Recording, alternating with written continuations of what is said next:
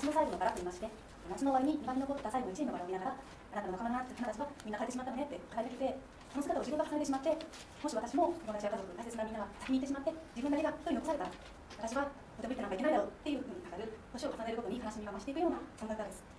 ちょっと華やかなアレンジがあるんですが、こう私は夏を思い出していて、お花いっぱい咲いていて、自分も分かって幸せだった頃をイメージしてっていう感じで捉えていて、最後に目から覚めるようにハーモニクスがなるんですけど、その後に現実に戻っているっていうところで練習していても入り込んでると、うわって涙出ちゃう気があったりします。そんな気持ちになってほしいていただけたら嬉しいです。